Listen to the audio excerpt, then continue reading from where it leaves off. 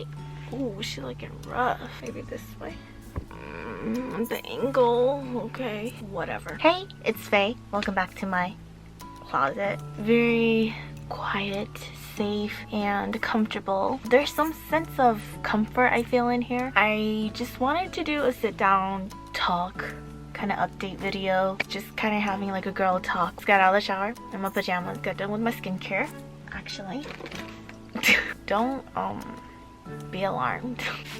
I feel like I've been everywhere. Traveling so much has really affected the way my channel has been. I come to you guys whenever I feel like this because there's some sort of guilt inside of me that I feel that I need to address so there's no misunderstandings. And in a way, this is kind of like therapy for me. I like to address my feelings publicly within my little channel community. In a way, it kind of comforts and validates my feelings, which is weird. I know I don't need anyone to validate my feelings for myself but me. However, my channel is a big part of me, and being able to give a message via YouTube kind of helps me validate my feelings. Anyways, I just wanted to update you guys on how life's been. Some of you guys that watch my vlogs know that I've been back and forth in Korea. Actually, I just got back from Korea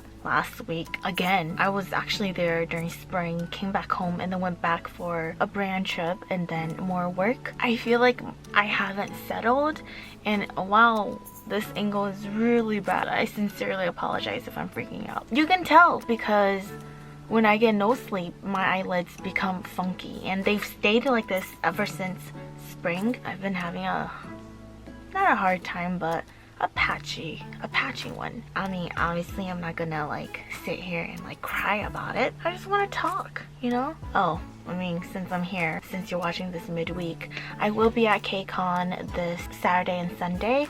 I'm gonna leave my schedules here so you guys can check out where I'm gonna be at. Feel free to stop by and chill with me. I'm super excited to see you guys. Currently right now I'm working on something with a brand, Clio, actually. Not my product, but it does have a little bit of me tied to it. We've been in the talks for a while now, since late last year. In collaboration with Clio, I was able to pick a lipstick and put my name on it. I didn't work on the formula or anything, I just chose the color. So it's not technically my baby, but you guys know me, I'm so picky with what I collaborate and who I collaborate with in terms of brands. I want to make sure that it's something I believe in and something that has quality over quantity. All these years on YouTube, I've never put my name on anything much. I've never even came out with my own merch. This time, collaborating with Clio, I finally have something my name's labeled on with the brand that I'm really proud of, and a brand that I truly love and adore since I've gotten into K-beauty. So I'm super excited that we're gonna have a lipstick amongst the collection that's mine. I think we're gonna launch it later this month. Hopefully by KCON LA, I'll even have like a mini giveaway panel room dedicated to that lipstick. I just want you guys to be excited. I don't know, I just don't want anyone to feel like, oh my god, Faye, you're just following what everyone does. But no, if I was, I would have done a lot of things, but I've turned so many opportunities down because I just want to make sure that what I'm doing is quality over quantity. I want to make sure I put my name on something, not just because an opportunity came up, no, because I want to be proud of it and say, hey, this is one of the very first big things I've done, and I really hope you like it because I'm so proud of myself. My team and I, we were able to actually bring down the price of the lipstick to only around $15. I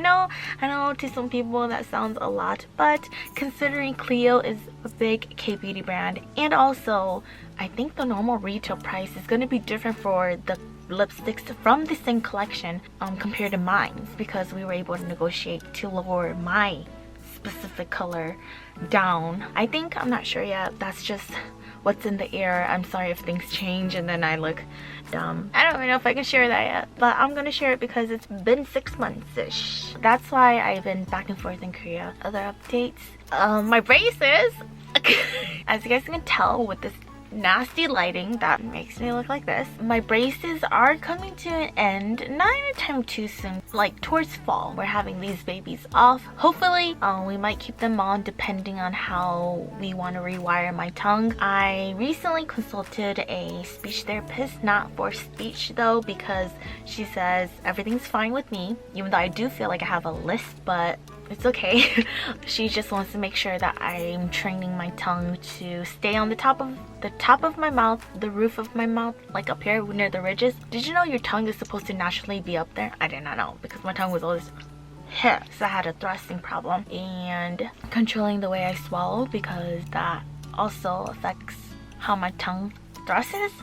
Anyways, yeah, so we're working on that. So depending on how that goes, it'll determine how my braces, or how long my braces will be on for now. Originally, I could have taken it off in March, but I was actually going to Korea, so it was just best that I kept it on.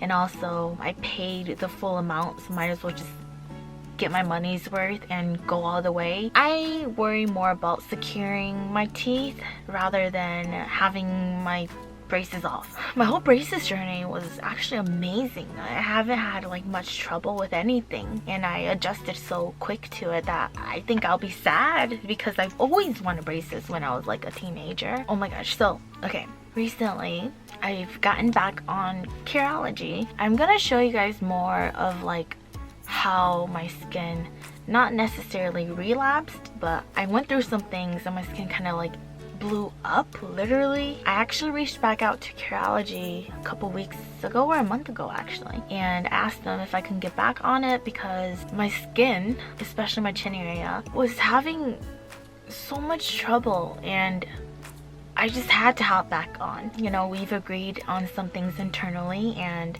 I am back on it now. It's been a week or so, and holy crap, I already see such a major difference. I know you can't tell, but my lord. And it didn't help because I was traveling long distance so frequent. My skin doesn't take travel lightly, so it's kind of harsh, but it's okay. I believe in my skin. That has always been the number one thing for me, is always believing in your skin and trusting it. Wow, like I don't know why skin makes me so emotional. Saying that aloud for myself to hear makes me like, woo. I've been seeing some comments not too nice about my skin, and usually it doesn't, what the heck, usually it doesn't bother me. I'm like pretty strong about it now. It's kind of like I put on a brave face, but deep down I know that it bothers me sometimes. But anyways, we'll get to that. As I was talking about my teeth, my braces, this is such a weird video. I know, it's like I was just sick of reviewing products. I just wanted to authentically sit down and talk with you guys. I know my curology video, which was not sponsored at all, in the video I disclaimed. They did ask me if I can make it a sponsored content, but I said no. I want to try it raw and real, and I will give my own opinions when I see the changes, and I did. And so I did make that video. Nothing was paid during that present time. I did it because I was so proud that it worked for me. You can tell in that video how happy I really was for, you know, that transition. Yeah, that video resurfaced because I did agree recently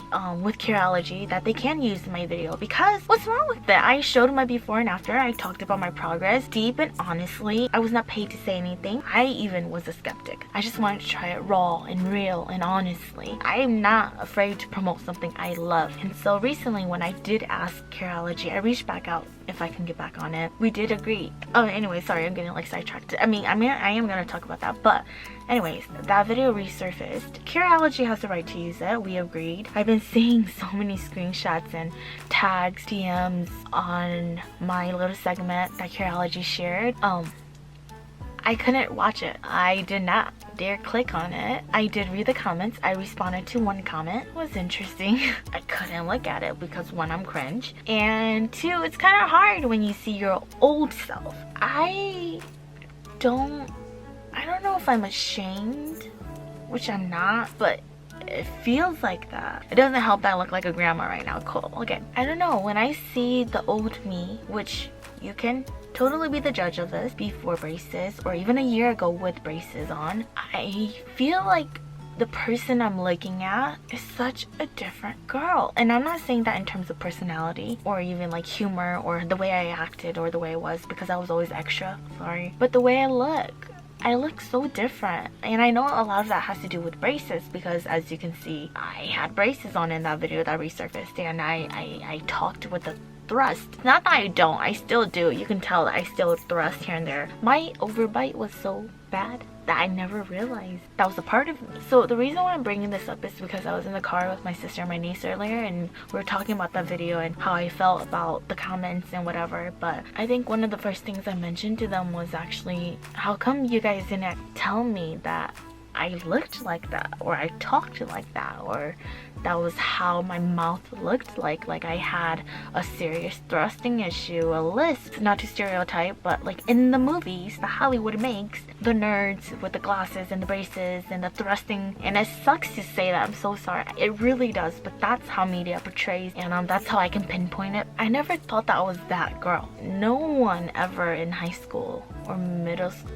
Actually, I remember one time in middle school, a girl who was in my class was mocking me, and she had done the thrusting tongue thing to me, and I just thought, what are you doing? I didn't realize she was mocking me. I just brushed it off. I didn't think it was a big issue, but that's how people perceive me. But now that I'm on the other end and I can actually see the old me as someone that I don't really feel like is me, it's kind of weird. I feel bad. I know that people judged me. I mean, I judged myself seeing that video, so how could people not? It's human nature. I don't blame them. You know, it's just kind of what we observe and we see. It made me realize that I looked like that, and it's okay that I do, but it made me sad a little bit. Not that anything's wrong with it. So if you do have a thrusting issue, I don't want you to be self-conscious. I was never self-conscious about it. I don't know. There was something in me that felt sad. That's why I asked my sister, like, you guys never told me. But you know, they answered fairly. They said that was normal to them, like, because I was always around them like that, like it never like bothered them. I just have good people around me that loves me, and they don't judge me for my differences. Did I tell you guys I'm on my period? Yep. Yikes. Anyways, yeah, so I don't know. It's weird because I feel like I almost don't identify with how I used to look. Every time when someone says, Faye, you look so different, even I inhale that heavily because I know I look so different. Hearing people say you look so different makes me hyper aware. They've noticed the change, which could be good or bad. I don't take it as a bad thing. I just take it as I've changed physically, especially here. My mouth, my face shape has changed, my smile lines changed, even my side profile is different now. Because I know myself best, I was able to notice every little change. That's the same with everyone else. So when I saw a minor change, I was just like, oh my god, I look different. And it was just kind of like a cycle that I had to get used to. I'm not just changing my teeth, but like my jaw and my bone structure, everything was changing around my mouth area. So that's something that I learned. Can't fathom the thought of clicking my old videos because I feel so weird when I see the old me, because I don't look like that girl. I still do, but I don't. The feed is me on YouTube. Even I get comments here and there on my old videos. I see, oh my gosh, Faye, you look so different, and I'm just kind of like, I just don't know how to take that. I think that's something I'm struggling with, is when someone says I look different. I don't know if they're coming from a good place or a bad place, or maybe I'm thinking too much, which most likely I am. It's so silly because I'm always like, thanks, I think, or yeah, I know. And no, I've gotten comments. People said I kept going back to Korea because I was getting my face shape like reshaped. It's just the fact that when I go to Korea, I lose a lot more weight because I'm walking so much. My face shape becomes more clear, not as hidden. That has to do with it. And also my braces, they're changing my structure so much that I'm getting a different shape almost to this area. So that's why. No surgery here. Not that I plan to, or not that I have the balls for. Yeah, I don't know. The future is there. This is still here. It's not gone. I'm so sorry, this is so long, but yeah, about the curology comments, I just wanted to clear it up. So basically, people saw that clip and they probably haven't seen the whole video, but I guess me having a full face of makeup talking about my acne journey kind of bothered them, which I don't blame you, but please know that that video was solely me just talking about my process, and I didn't plan to, you know, like, in the moment it was just me talking about my acne. I never meant for it to become like an ad or anything. Therefore, I apologize if you had a misunderstanding to the one person who said it. I did show before and after pictures, so if you want to see it, check it out. And also my channel is solely based around acne, so you kind of see my whole progress throughout the year. Another thing people were saying that kind of did bother me, not to the point where I was like, assuming that I go to Korea all the time to get my acne removed, or people assume that I always go back to Korea to get all these procedures done to my face, acne reduction or removal, I guess, but that's not true. Within the amount of times I've been to Korea, I've only done one visit to the clinic. 2, does a spa count? I went to the spa once, which don't even ask about my experience. Oh my god, I felt invaded. If you want to know that story, then I'll tell you another time. Besides that spa, I guess that counts because they did give me a facial and a full body massage. And then my second time ever visiting the clinic to get something done, I documented it on my channel, where I went with Charlotte from So Good Glam. She invited me to go to the Oracle clinic, and I got my nose filler like 2 years ago. It's completely gone now, calm down. Got 2 procedures done on my face. Keep in mind, this was after my acne had cleared. I still did deal with a hormonal bump here in the video, as you saw I addressed. For the most part, my acne, it was gone because of curology. So to clear it up, I had 2 skincare procedures done on my face, ever actually, in Korea. As of this time right now that I'm filming this, maybe I've done more in the future, but I don't know that yet. So I got IPL laser, which was to help pigmentation because I had a huge dark spot right here, and it worked amazing on me because that dark spot never resurfaced. I did get little zaps here and there on moles with that as well. And then, actually, was it with the IPL? I don't know. And then I got a CO2 treatment, which was targeting minor scars on my cheeks. I had a lot of indentations, scarring from like pimple popping, scars that were there since middle school days. I got a couple moles around my eyes zapped. I kept my signature mole under my eye, which I don't know, and I kept my mole right on my chin. They were like, you should remove that, it's big, but I like it, so I kept it. Kind of looks like a piercing, I kind of like that, so I kept it.